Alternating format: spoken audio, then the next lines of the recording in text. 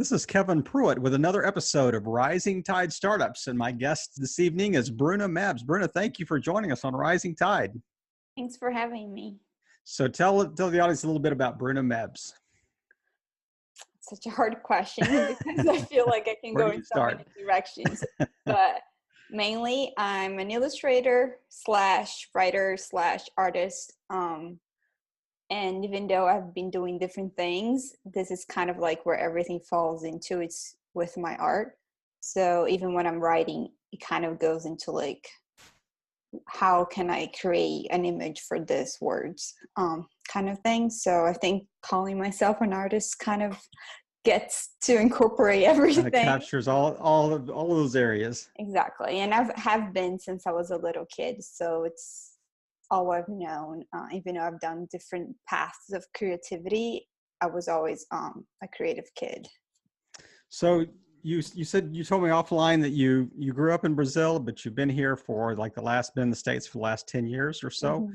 So how did you, I mean, you said you were kind of a creative child. So have you always been on this trajectory? I mean, as every time you had spare time, you had a piece of paper and you had a pencil, you had, chalk, you had something that you were creating with, you were painting. I mean, what was kind of walk us through the pathway from say childhood to now? Okay. I'll try not to make this too long.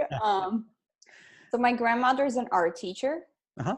So, and my dad had for a while a graphic design company, and his sister is a graphic design artist. So that's all I've known my entire life, was some sort of creative job. I don't have any doctors, lawyers, or any of those people in my family, which I always joke around that, I really didn't have an option. This is all they introduced me to. So I fell into this naturally. But before choosing to go to college, I never really saw myself doing art as like my grandmother always did as a career, because I never, comparing myself to her, I guess, I never thought I was as good or good enough. So I chose to actually go to fashion design, which was in my, then I was like, oh, it's creative enough and there's a little bit of drawing, but I see how I can get a job with this. Yeah.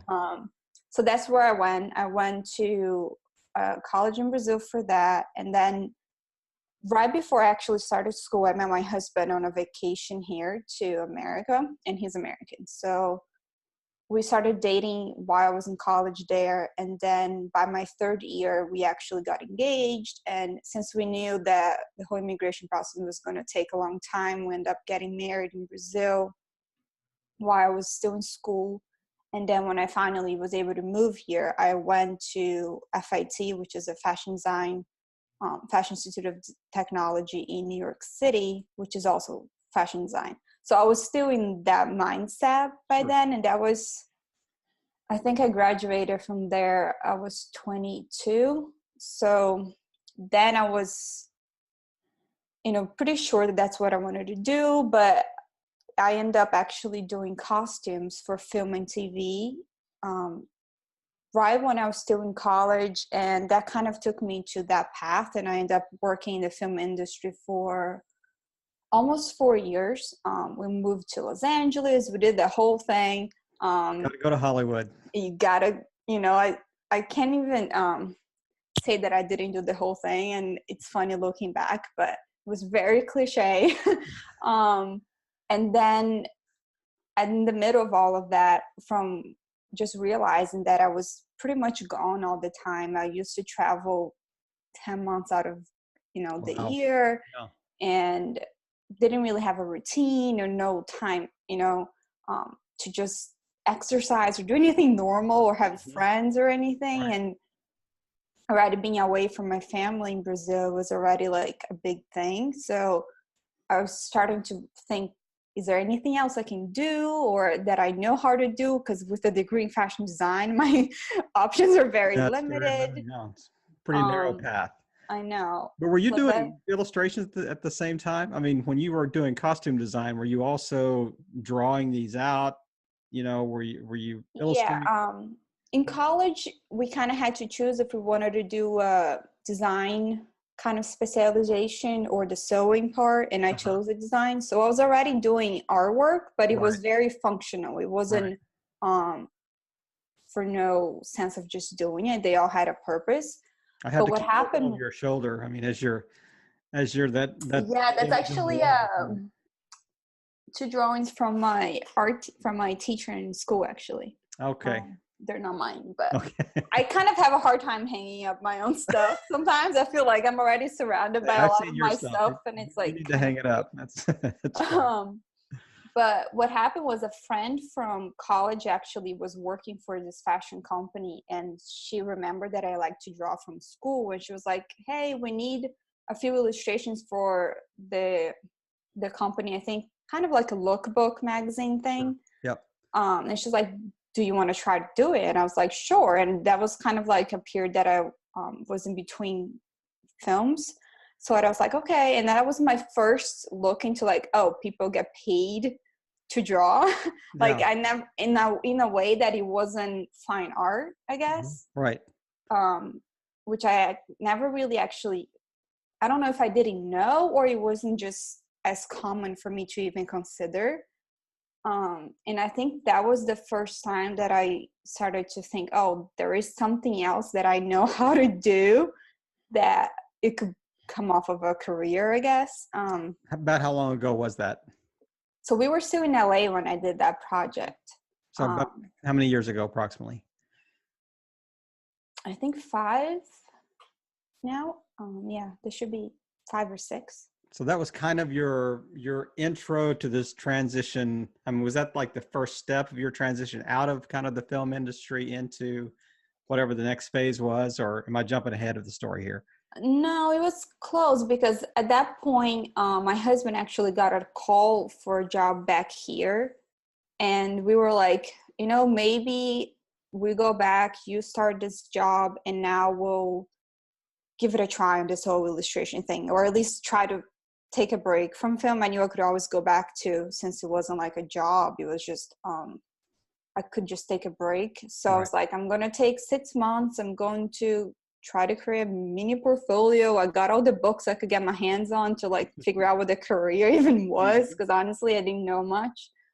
And that kind of was pretty much, and then what happened was, actually just trying to remember, we got back, I ended up still taking a couple movies, and then I got an offer from an agent to sign me. And at that point I kind of had to make a kind of like a long-term decision, because I felt Sure. bad signing up and then saying, oh, you know what, I'm not really sure about this. Right. um so then I was like, I said no, because I was like, I think I need to give illustration at least a try first. And then what I did was I documented my testing, I guess, on Instagram. And then I started getting kind of like small jobs. And then I never actually, after that, took another movie, and still doing this. It's And kind of, here we are. yeah, it was definitely a bit of a different path to get here, but I kind of see how it happened and how I probably wouldn't have got here if it wasn't for all of that. So would you consider yourself a freelancer, or would you consider yourself, I mean, the kind of a sole Yeah, proprietor company? I mean, how would you, when you explain what you do, how do you explain it to people? it's a mix of both, I will say, because I do get hired by companies and art directors and individuals, but I also sell my own art. Mhm. So that I've self initiated. So I think it's kind of like a 50-50. In there, it's, I don't like to just call myself a freelancer, because it's kind of a term nowadays that people Right. don't know exactly what you do. Right. Or it sounds So like you work on Fiverr or something, you know? exactly, or you do anything that people want you to do. Exactly. Yeah. Yeah. So just, but, and I don't really, as illustrators, the majority of us are not actually signed up to just work full time for a company. So few Right. companies that have a in-house illustrator, that I think is just commonly Right. known that you work for yourself. So your company, I mean, your website is brunamebs.com. Do you have any other website? Do you have other areas that you have your art displayed or? So I have an Etsy shop. I end up, I used to just have the shop on my website and end up transferring out to Etsy just because it's a lot easier. They take care of a lot of like little things that you don't have to worry about upkeeping if you have Right. your own shop. Right. So that's mainly the reason. But that's the only place I have stuff on. So how much of your, would you say your annual revenue or the money that comes into the business is done like on your artwork, and how much of it is done more on a contract basis for companies or for individuals that are asking for like, like bespoke pieces? Yeah, so I would say nowadays, 80%, maybe 70% of my income comes from Etsy. Mhm. But mostly because I chose to. A few years ago, decided to slow down the other side, mainly because it's in the beginning when you start out, you just want to do all the big companies and the Yeah. big jobs because Yeah. of your name. And then I realized very fast that were actually the least creative projects, because so many people had to sign up on, and they come to you with so many specializations. It has to be this size by this color, but Mhm. and I was like, you know what, this isn't what I signed. Like, that wasn't the whole idea for this business. I'm not just here a machine just Right. bringing an apple. Yeah. Um, there was a reason behind. I wanted to be creative. That was the whole point. So then I realized the smaller the projects were, the more open the Mhm. people were to let me at least give my idea. So then I started to try to um, take more of those kinds of jobs. So nowadays, I think it's probably maybe 60 to 70% comes from individuals and small companies. Right. So when you have started your Etsy shop, do you specialize in any particular thing? Do you, I mean, have you found your niche that says this is what I like to draw, this is what I like to illustrate, these are the things that or is it kind of a wide My variety? biggest problem. So what happened was, in that first 6 months that I decided to just test things out, I ended up getting requests that were all over the place.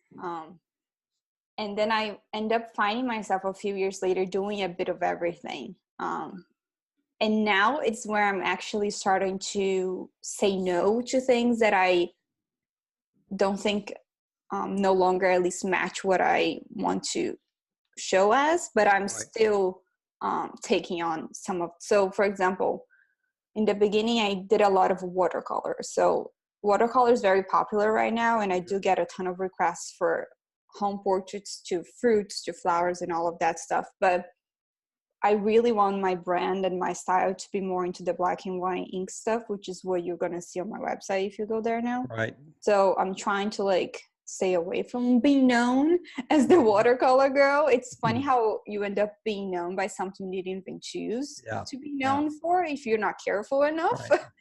Right. um, so now it's kind of like starting all over again and Mhm. trying to get clients now to get me to do what I actually want to do. But I think I didn't know in the beginning what I wanted to do, so it kind of happened Are that you way. Would you say you're at the point now that you can be a little more proactive instead of reactive? Like you can kind of pick and choose what you want to do. You can choose who you want to work for. You can choose what genre you want to spend time in. I mean, you mentioned earlier that it not only am I doing illustrations, I'm also doing some writing and other creative pursuits. I mean, so Yeah, it's that look like. I'm definitely know where I want to be when it Hmm. comes to like complete freedom. Hmm. I'm lucky as well that my husband has a full-time job, so I can say that I can take more risk. And Uh-huh. I know that it must be very different if somebody has to be the sole um income person in one house. It must be much more difficult, but I'm also forcing myself, I guess, now to look into my portfolio more than the money that is coming in, thinking more long term. So it's not always financially the smartest Right. decisions, Right. but I'm just trying to think in 10 years from now, 5 years from now, I don't want to be still in the same Yeah. situation. So I'm just taking a little bit more risk and saying no to things that don't fit the criteria. But it's definitely still very scary sometimes when something comes up and it's a big project, and I really sometimes have to like force myself to say like, this is not what I do any longer, but Mm. and recommend someone else for the job. But And then I'm just explain to hoping your that will husband pay and off. say, I'm sorry, I just turned down a $10,000 Yeah, special so contract. it's very hard. um, but and it might come to a point that I have to take those things back. I don't know. I'm just trying, I guess, a new phase and see if that pays off in the end, which hopefully will. Isn't it a little bit of a balance though? I mean, you have to balance the whole idea of, especially as a creative, you have to balance the idea that says, this is what this is what I really want to work on. This is, I am going to do things then, within certain parameters that are going to generate revenue. It's not just going to create Mhm. stuff that nobody wants to buy just because I want to do it. But I mean, there's always that balance that it's almost like friction, between, Yeah. the two. It's kind of like, you may want to specifics, stay out of watercolor for a while, but people may keep coming back to you because they've seen your work and they said, oh, you got to do this. You have to, you did this for me last year, Mhm. do this, bigger project or whatever. And you're going, I'm trying to get out of that. And they're going, it's, so you're almost like, pigeonholed just a little bit into, some things that you don't want to do, but you really do have to decide. I mean, especially within the, financial parameters of your family, you have to Mhm. decide, what can I do? I love the way you it's almost like a calculated risk. It's, Yeah. I'm not putting the family in, financial harm by doing this. I'm just, maybe I'm generating less revenue, for the short term here. So, Yeah, I definitely think it's a balance um, of your time, of your goals, and of being realistic right. and being responsible, and at the same time being happy. Hmm. So it's definitely not something that I am 100% done figuring out. I still think it's something that, even with my grandmother, looking back, she taught art for that same reason. Like, she needed to make a living off of it, and she was also, she always said that like she kind of created her own work kind of slow, so she knew that that wouldn't pay off her bills for a long time, and she was fine with it. She was happy that she at least could do um, that on the side. Right. So it's I think it's from person to person, and you got to know if you're doing this more as a hobby for, and as a business is a whole different thing. And a lot of times you got to do what you don't want to do to keep the business going. So I do think it's something I'm learning still, Mhm. but I do think it's making more sense as time goes by Right. on Right. how it should be managed, at least. Looking back, do you think that you learn more from your family or you learn more from formal education as far as how to be an artist? Because I mean, you got to have a certain amount of natural ability. I mean, I could You study mean art from for the a ability long of being time. able to draw? Right. Yeah. From being able to illustrate, being able to paint, the things that, I mean, it sounds like you came from a pretty creative, family lineage. Um, Mhm. so would you think you learn more in the home or outside? I guess because comparing myself against other students in school or anything else, everybody always said that I was very good, very fast, I guess, Mhm. comparing to them. And I guess I have to say that it was because I wouldn't say that they taught me how to draw specifically, but they taught me how to like to draw. So Mhm. it kind of became something I always did. What a And great distinction. obviously, Yeah. that made me probably better than if I never had done those things as a kid. So I guess growing up that way definitely gave me maybe a head start. But I also don't do know that if you compare my work from 10 years ago to now, you won't even believe it's from the same person. Has it gotten So, better or worse? oh, I hope better. I'm just kidding. But who knows? Maybe I will look back in 10 years and say, like, you know what? I was doing I'm it. losing all my talent. It's I know. That's another tricky thing with art, right? Like, how do we judge if it's better or not?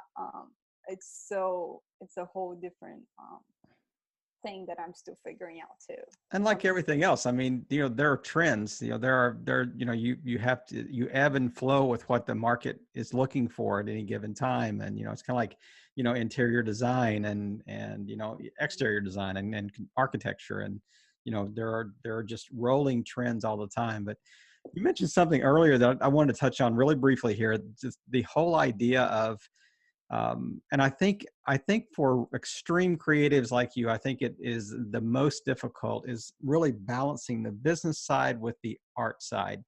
There are a lot of people out there that are really good artists, but there's not a lot of people that are really good artists and good business people at the same time. Mhm. How do you balance that in your world, in your life? I think because maybe luckily my background is in fashion, which is an industry that does that very well. Um, Even though it's all about being creative, it's all about making money. I think when I came to illustration, I kind of had that idea that it was, if I'm going to do this, it's going to be a business. I'm not going to, do this as a, if it works, it works. Like Right. in my opinion was I want to do this full time. I don't want to have to get a job somewhere else and then do this on the side. So in order to be able to afford to do this, I need to do it as a business. And since I would end up having to learn by myself what the illustration business even was, when I bought all the books and kind of like put myself through school for that side, I bought all kinds of business books. I still, because I'm looking at them right now, I have like a lot of books about selling, even from real estate agents to, people that, because I do see as you are in the business of selling art. Yeah. Um, so I think that's unfortunately also something that school, in art school, at least, they don't, from what I hear from all kinds of artists, they always ask me questions. They don't really touch much on that side. It's Mhm. all about if you Yep. do good art, it should speak for itself, but it Right. doesn't. Yeah. Um, You still have to find an audience at the end of the day. exactly. And, the ones that are teaching in the art schools are artists that, they earn their money by teaching in art schools. They don't earn their money necessarily by, creating their own art and selling it, or unless they're Exactly. extremely, the extremes of greatness here. But Yeah. So I think it's very important if there are any other artists listening that you school yourself as much on the business side as you go about your art, because I do know also that really good art, you can make really good art and not make any money, mhm. and you can have just an okay art and make a lot of money. So there is a differential here that if you're good in sales and you're good in marketing yourself and you're good in business, you can make a lot more money independent of the quality of your work. So, and as artists, we never think our work is good enough. So if you're waiting to be at that level that you think, okay, now I can sell, you're going to be waiting forever. Yeah, So you you're might your as own well worst learn the critic. sales first That's and right. then keep That's a working good on your art. a good distinction. Who would you say inspires you? I mean, can you find one person or two people online that you say, "Hey, this person really inspires me," whether it's in the business space or the art space, or maybe a combination of the two? There is this woman, her name is Karen Bond. She's has a YouTube channel, but she's a interior designer and she has her own firm. And she's always talking about kind of this idea that if you want to create your own business and if you want to do the actual because it's very most careers that you can use any sort of creativity at one point. If you want to actually grow your own company, you got to end up leaving the creative side and you actually end up just filling in as the entrepreneur, the boss, the CEO, Hmm. and you kind of have to stop a little bit doing the creative part. Hmm. And but since my job, for me, I'm one person doing all of it, I kind of have to sometimes realize that I have to put on the hat of the entrepreneur and the CEO of the day and Right. not the artist, because it's very easy to just want to do the art every Yep. day Yep. and then never do the administrative stuff. So she kind of like helps me to just remember that since I haven't hired anyone else, Hmm. I have to do both sides. It seems like the book, The E-Myth, kind of touches on that. I mean, it's a kind of a sales management, I feel like I read that book. entrepreneurial, how do you balance all Like the, the technician thing. exactly. That's Yeah, I exactly read right. that Yeah. book. Yeah. That is exactly kind of what I was thinking of that as you were describing that. So is there Yeah, and that's the sad part, right? Because I think the book talks about the baker or something that she loves to bake, yeah. but then she has to do the other part of the business. And he's like, you either have to hire people to bake for you, or you have to take a job and go bake for someone else. Yeah. Yeah. And for me, it's like, I can't really hire anyone to do the art for me. So it's kind of like the one thing that you really can't hire anyone on to do in business form. Even there, I don't know if you know the company Rifle Paper Company, which is like a stationery thing. When she created, did the art forever, and I think now she just decided to hire someone else. And it's like, how can you hire someone else? Like the whole brand, it's her art, Yeah. Um, But but it you won't could hire people to do the administrative tasks. You could hire exactly. people to do the other tasks that, you may not be as strong in, or you may just really not like to do. So Exactly, which I kind of make my husband do. there we go. What a great relationship we I got know, he going. really doesn't have an option. I'm like, hey, I'm not good in math, okay? There's not that many talents going on in this head. You have to take care of this if you want the bills to be paid. Right. I make beautiful art, but I do not want to do the accounting. That's exactly right. Is there a quote that inspires you? Is there a, one liner that you have taped up? Did you've done some great, piece of art around? Yeah, I have a quote here actually on my board that says, I forgot who wrote it, but it says, the main thing is to keep the main thing, Yeah. which is really something I struggle with Mhm. because I think as creative people, as soon as you start a project, you have an idea for another one. And to finish anything for me is very hard because I just get so excited for the next one. So that helps me to stay on track on like finishing things and doing one thing at a time, So is which is that how you would very hard. define the main thing in your ecosystem? How, when you're thinking about, how do I keep the main thing? What is your main thing? So I like to think of the main thing as my legacy, um, which kind of puts me in perspective on the projects that actually matter. Hmm. So, which I do see them in the future. As if I want to look back, I want to see that my work, the things that stayed are books. So I'm always working on either a novel that would have artwork or coloring books or anything that I do think books are the best way to pass along things you've learned and things you figured out. So I do see that books are kind of like what I want. My goal is to have one book done every year. I've only have officially published one, which is a coloring book, but I have a few other ones that are almost done. And even though that's like my passion project and I don't make money from it, to me that is the main thing. And at least it reminds me that when I have free time, that instead of looking around for something else to do, because nowadays with the internet it's so easy to get Oh, distracted. no doubt. Yeah. Yeah, that's the main thing for me. It's just, what do you want to leave behind and focus on that, and everything else that you don't do, be okay. Now, do you want this book to be your artwork? You want this book to be some writing with your artwork? I mean, what do you have in mind as Yeah, kind of a legacy? so it's tricky because, like I said, every time I start a project, I have an idea for another one. So I started writing this book for more like advice for other artists. And that, for some reason, I got this idea for a novel.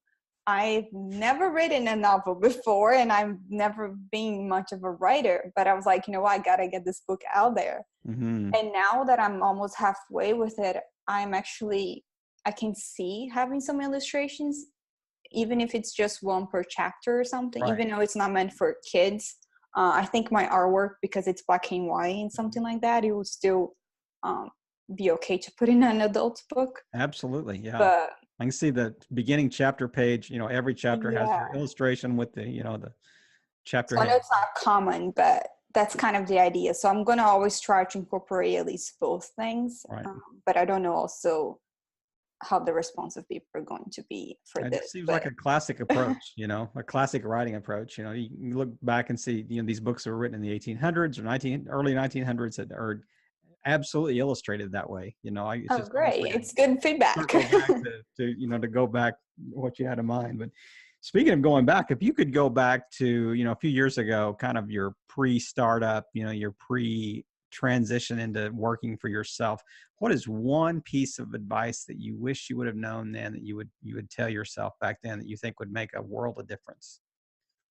Yeah, I think, it's so hard when you say things like that, because at that moment, obviously, you don't know. So, but if I could slip myself like a little message somehow, I would just tell myself that the amount of work and time that I'm putting in, it's going to actually reflect the future.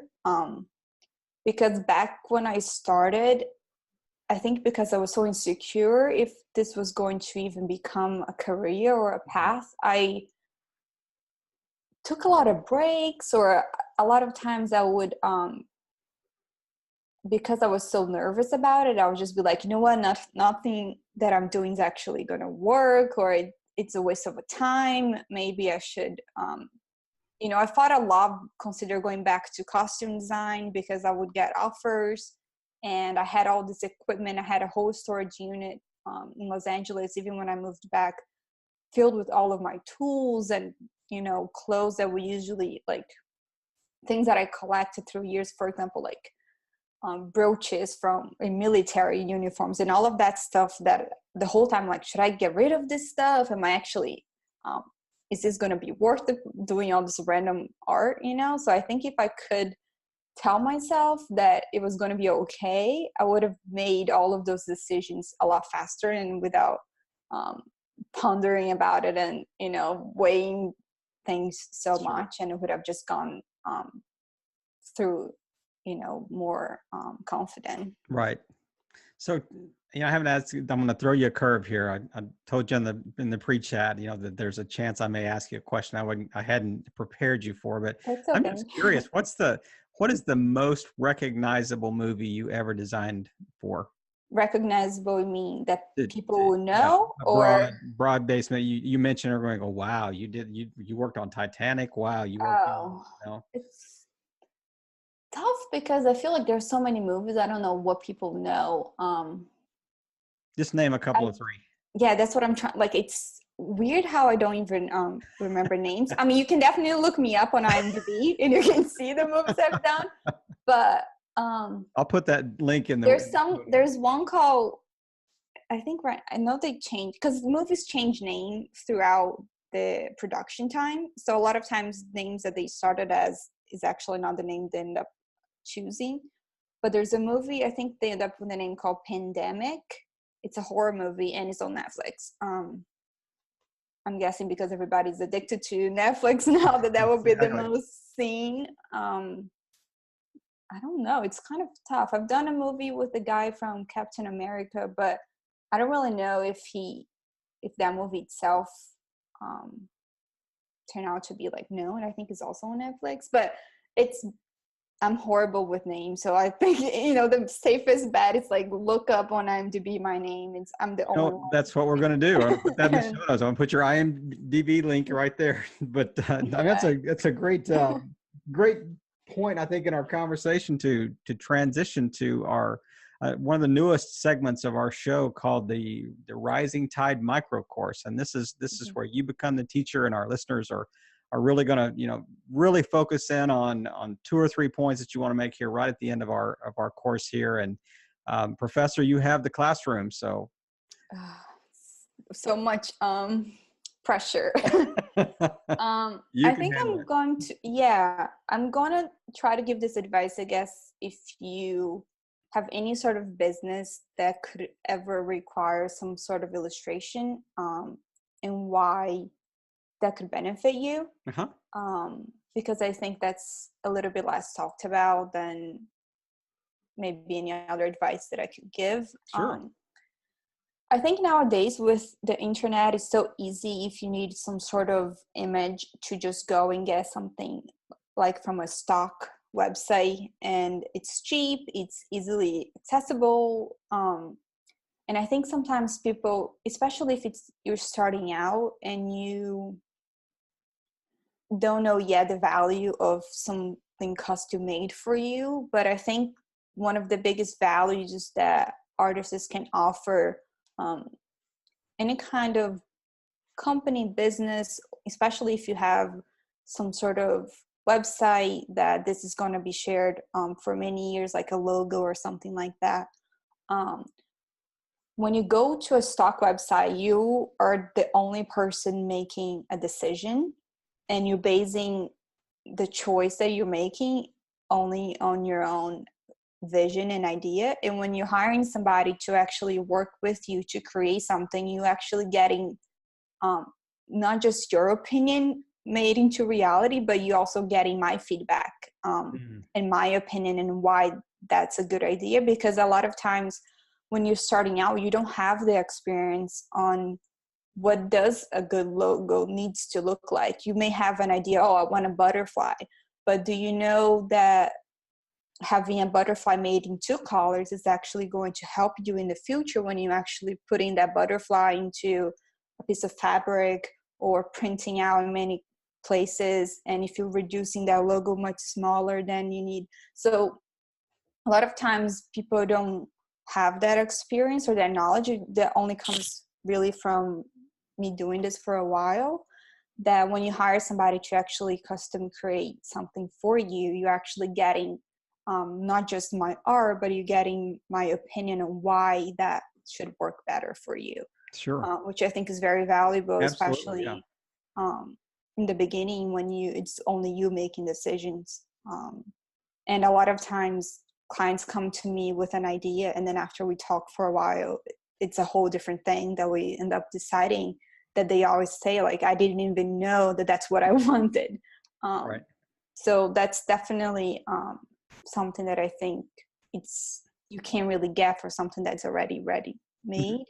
Mhm. It's almost also that whole, serendipity of when you're browsing a bookstore and you find a book that you were not looking for, but it was the right book for you at that moment. Exactly. Yeah.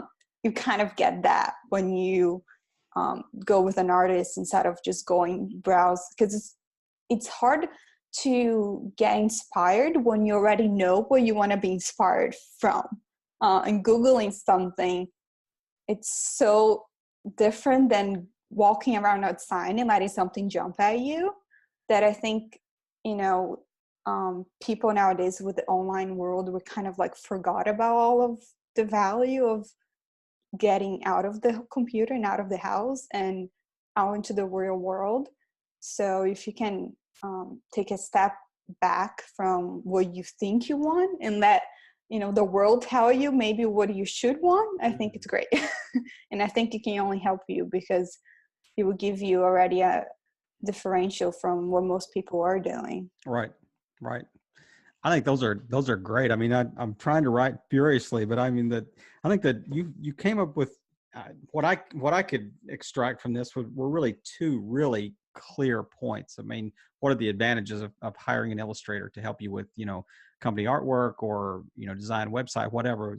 The first one really is the idea that you almost have another set of eyes. You have another opinion, and not only that, it's an informed opinion. It's somebody that understands color schemes, somebody that, color palettes, somebody that understands the longevity of design and how design will look on different fabrics and in different mediums, and all the Mm-hmm. things that you kind of expounded on. And the second, I love the idea of, you gain the opportunity for this serendipitous, moment, through the artist's eyes, through the portfolio that the artist has, and just kind of going offline.